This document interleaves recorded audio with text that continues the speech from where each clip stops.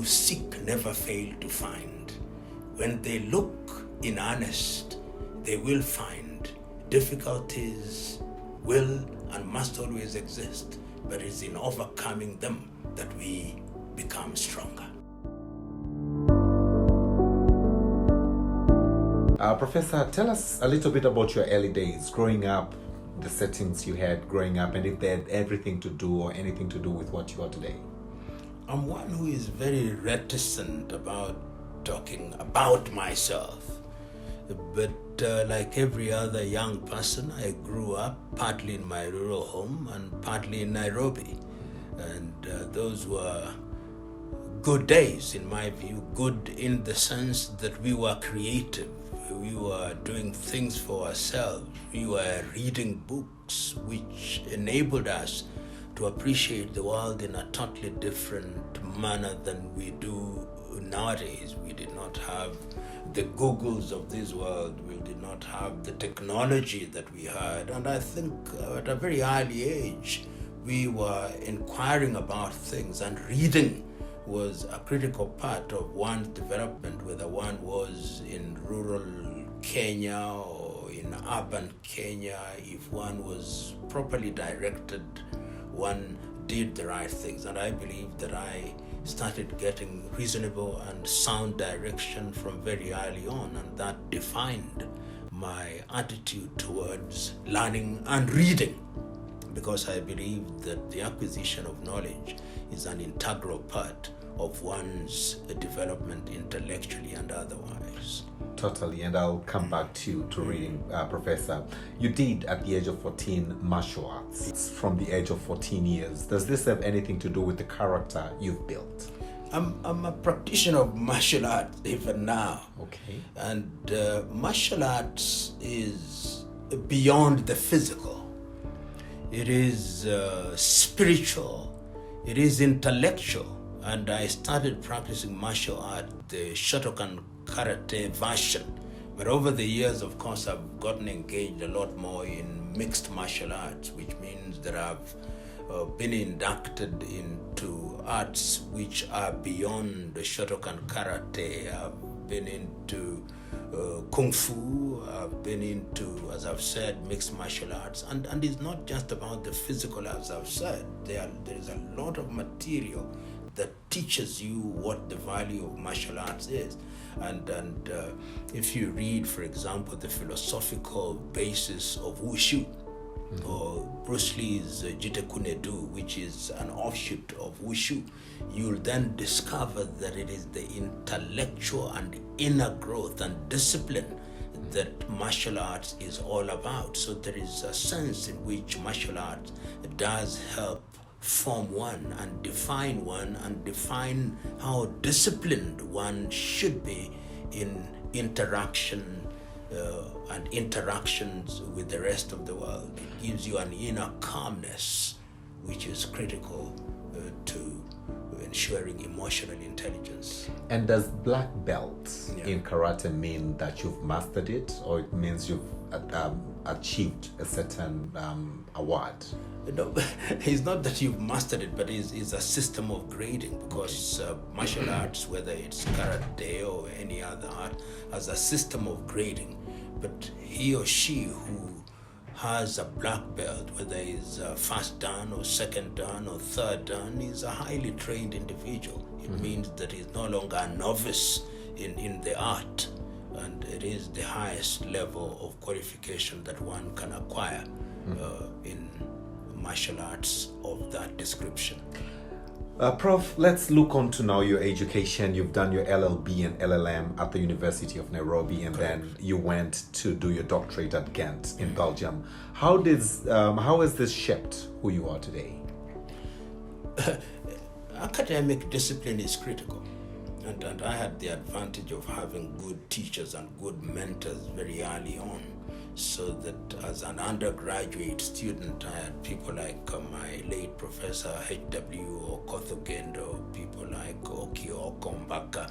These were accomplished academics who invariably were interested in ensuring that they produce pupils who are disciplined academically, producing pupils who are interested in realizing that knowledge was not an end in itself, but was a tool to some identifiable problems which require solutions.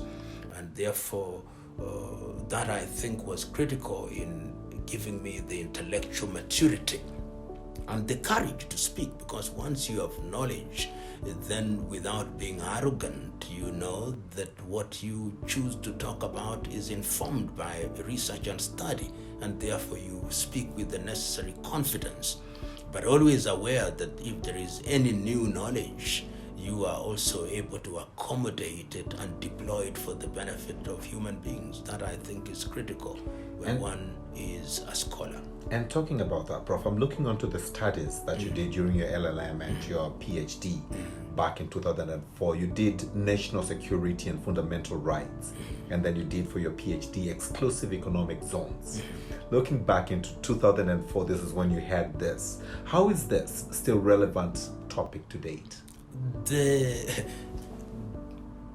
law of the sea is as critical today as it was in the very beginning. If you look at the history of exploration, it was the history of the law of the sea in its very embryonic days. The Europeans will always make reference to people like Hugo Grotius as being the father of the law of the sea. But look at the mode of transportation before the aeroplanes came into being. It was using sea-going vessels.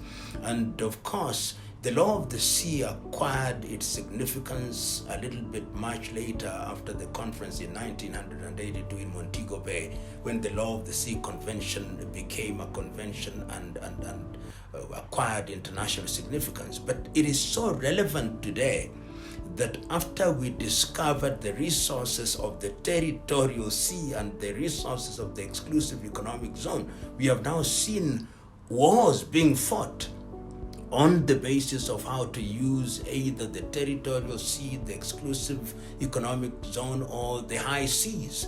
What is happening right now in the Gaza, what the Houthis are doing in terms of disrupting maritime activity, tells you how significant the law of the sea. When you talk about fishing rights, when you talk about the resources to be found in the seas and the delimitation of those of boundaries on the sea, there is nothing that is as important today in terms of resource other than the sea. And I think that Africa is beginning to realize that. You remember, not so long ago, there was a conflict between Nigeria and Cameroon on the Bakassi Peninsula.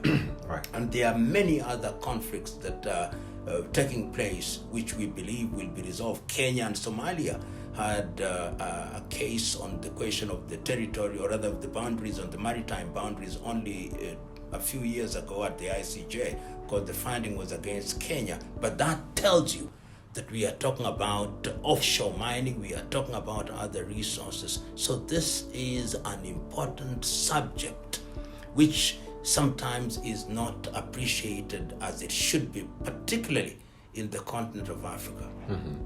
Prof, that is truly awesome. I'm looking now, again, I'm coming up into your career life, and allow me, Prof, to recall in 2005, when you served as the Secretary of the Constitution of Kenya Review Commission, you had drafted the Constitution, but then it was rejected.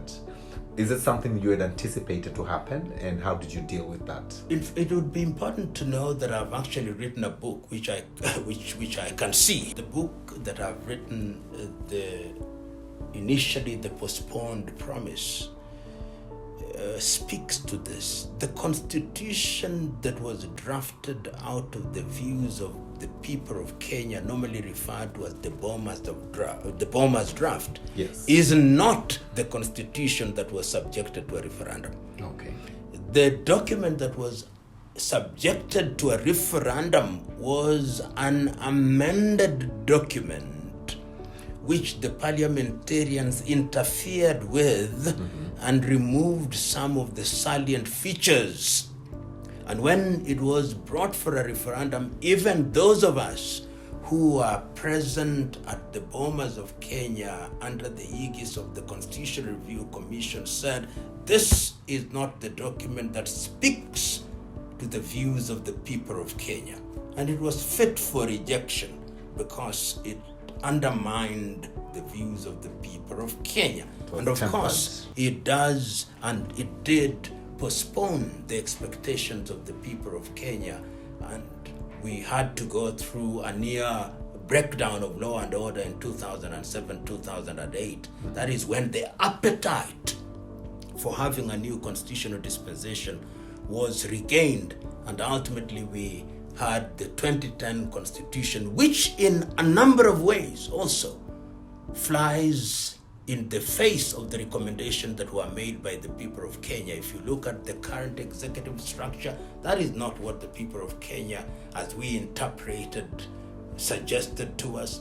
If you look at the nature of devolution and the 47 counties that we have, we only recommended 14 of them. So even the 2010 constitution does not speak to the recommendations of the people of Kenya. Mm-hmm. And how do you deal with such, Professor, when the truth like that unveils by nature? How do you deal with these changes and antagonism? You know, the Constitution is not the Holy Bible or the Quran or the Hindu Gita, and I've said this at a different fora. The Constitution can and should be revisited. And in fact, it is important to note that at this very time, we are engaged in a conversation, and I hope it is a honest conversation beyond the temporal and short-term political interests, to re-examine the things in the Constitution of Kenya 2010 which are not working, with a view to ensuring that whatever amendments are made will then be to answer the question. I'm part of an initiative which is going to work towards a popular initiative. In fact, we should have started our own process, but because the Independent Electoral and Boundaries Commission has no commissioners, we have written communication that we cannot collect signatures to support our popular initiative until the IEBC is properly constituted. Wonderful. You then served Professor Lumumba as the director of the Kenyan AntiCorruption Commission for close to 14 months. Yes. And during that period, you had stepped, allow me to use for lack of better words, stepped onto many toes that resulted maybe to you vacating the office with your... Let's get it right. What happened is that the Constitution, the Kenya Anti-Corruption Commission was a body that was created before the 2010 Constitution. That's correct. So when the 2010 Constitution came, and there was a new body created under the Constitution, which is the Ethics and Anti-Corruption Commission, the politicians, seeing that we were serious in the fight against corruption, used the occasion to abolish the offices that we occupied. Okay. So that the office that I and my assistants occupied were abolished. And the requirement was that we reapply. Okay. And we chose, at least I chose not to apply, because the very same people that you are investigating were the very same people that were going to determine whether you should be hired or not. Okay. And one of us, of course, did apply and was appointed again in the new commission. So the truth be told, and the lesson to be learned from this is, and I remember so very well when the new law was being enacted, and I sat there in a cabinet subcommittee where they were talking what to include in the law or not. And I remember one of the politicians, now a senior politician in Kenya, saying, "You are talking as if we want to make laws for angels. Kenya does not have angels." That is when I knew that your typical Kenyan politician is not interested in the fight against corruption. Right. They want us to engage in a game of smokes and mirrors where you appear to be fighting corruption. You arrest the occasional policeman or arrest the occasional bureaucrat. But the reality is that the perpetrators of the most pernicious form of corruption are the political class. But because of the architecture of our systems, they can never be punished, and what the best they receive is a slap on the wrist. That is the tragedy, and it is not easy. Fighting corruption is not for the faint-hearted. Sometimes I listen to people saying that the EACC is not fighting corruption. There is not a single organization in the world that can fight corruption as long as the dominant political culture and the dominant culture of the population is to embrace thieves. That is our problem. You as an individual must ask yourself, do I hate corruption? When you are corrupting a police officer, then you expect the anti-corruption body to come and arrest both of you. Then what are you saying? We have a problem, and it is a problem of the dominance of a culture of greed. This is what we must fight. Do you see corruption coming to an end in Africa in the next 200 years? Corruption can never be eliminated. There are countries that have succeeded. Corruption will be reduced, can be reduced to minimal levels so that it is the exception rather than the rule. In countries such as Singapore, in countries such as Denmark and Norway and other countries, corruption has been reduced to a bare minimum. But you can never eliminate it completely. It will always come under different guises. Will it be eliminated in the next 200 years? We must continue the fight against corruption. It's not going to be easy. As I've already said, the dominant culture in many African countries is that we have affinity for ill-gotten wealth. Until and unless we address that, then the fight against corruption is not going to be easy. I know a number of countries where the fight has been mounted in a sustainable manner with the necessary political will and conviction. Countries such as Rwanda, countries such as Botswana, countries such as the Seychelles and Mauritius in the continent of Africa. I see that there is some serious effort in that direction. And it is something that must be done, because corruption is, as Kofi Annan once said, it is a cancer that, if not controlled, metastasizes in a manner that ultimately destroys a society. Africans must realize that.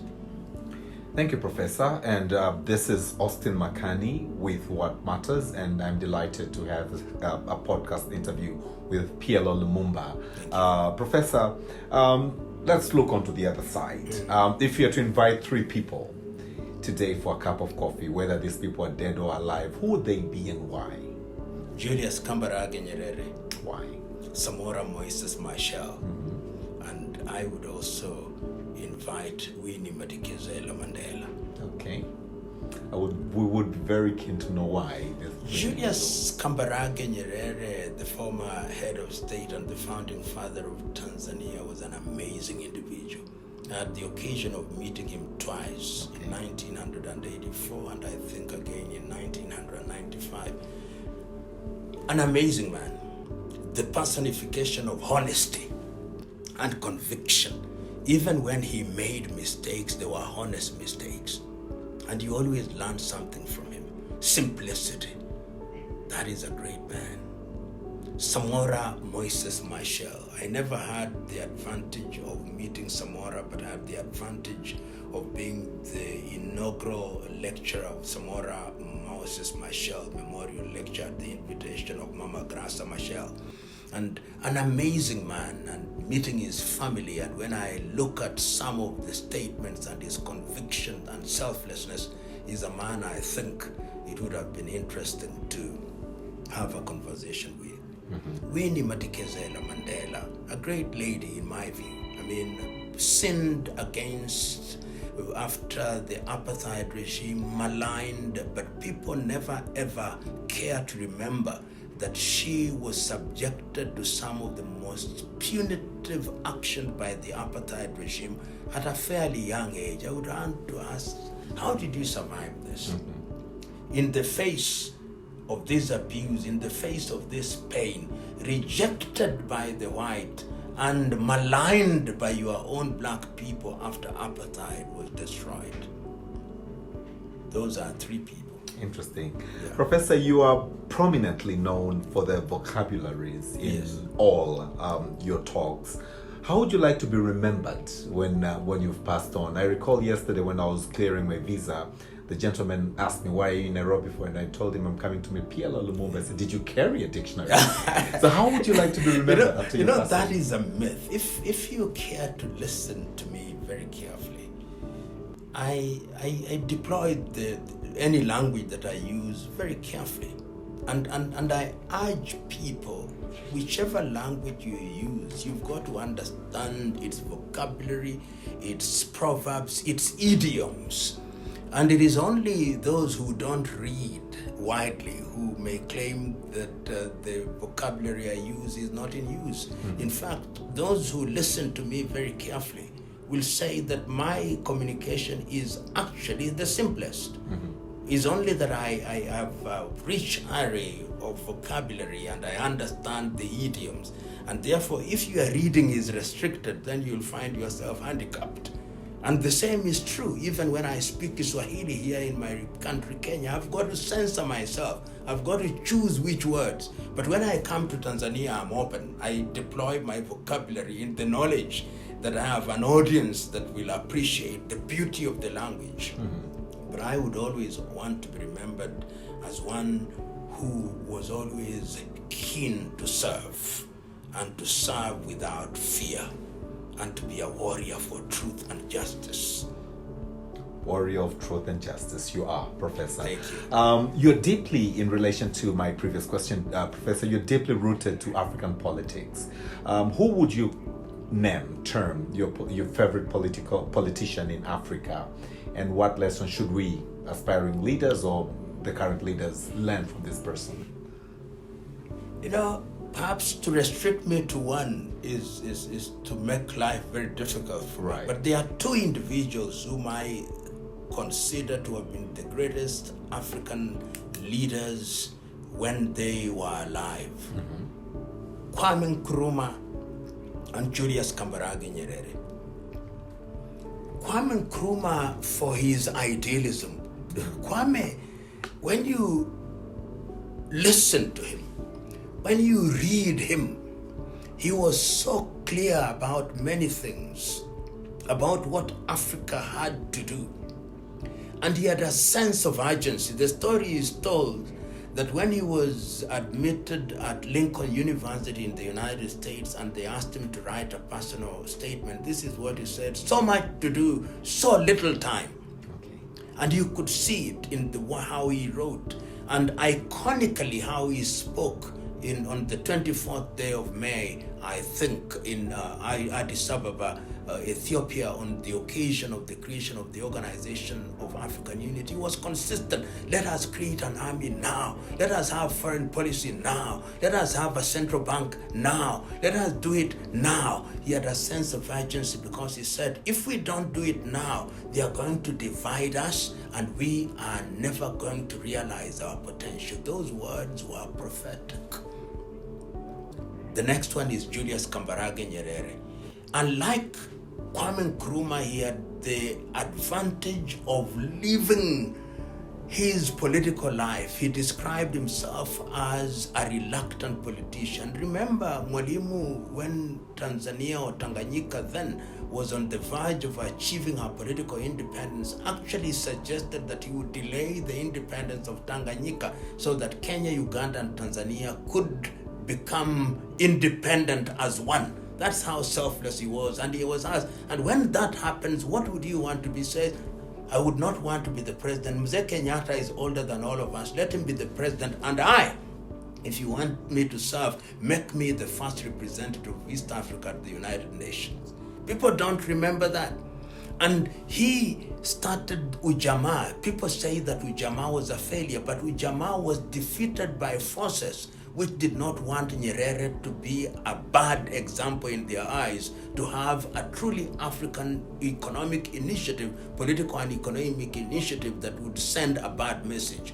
And when he knew that Ujamaa had hit a roadblock, he was as gracious as grace can be by saying, I will allow somebody to save. And he's famous for saying this, that you are not successful until your successor succeeds. And I remember when he left the presidency, I think he was age 65, and he said, I'm going to step aside before I step down. Mm-hmm. And he was there. And he was quick when he was wrong to apologize. Politicians don't do that. A great man. In fact, if you ask me, the greatest African politician ever to have lived, followed by Kwame Nkrumah. Thank you, Professor. Great lessons. Going towards an end, Professor, you've authored many books, you've read many books, LLB, LLM, your doctorate. You are still reading a lot of books. You've given us one book to take. As a lesson, which, Professor, again, this is probably a difficult question, which is your most favorite book? And what lesson should we draw from it? It depends on which genre of books. But I have always held the view that of the fictions, Chinua Achebe's Things Fall Apart really stands out. Even as I am, I always find something new when I read Things Fall Apart, written by Chinua Achebe when he was only 22 years. And yet the depth and the conviction and the grace with which he handled the interaction between African tradition and European tradition in terms of fiction, I think that was a great book. The second book, which is not fictional but is a lot more philosophical, is Neocolonialism, the Last Stage of Imperialism by Kwame Nkrumah. What lesson should we draw from that book, Professor? We should read Nkrumah and recognize that the erstwhile colonizer is alive and well. The erstwhile colonizer, and I'm going to humanize by using the word he, wears different masks.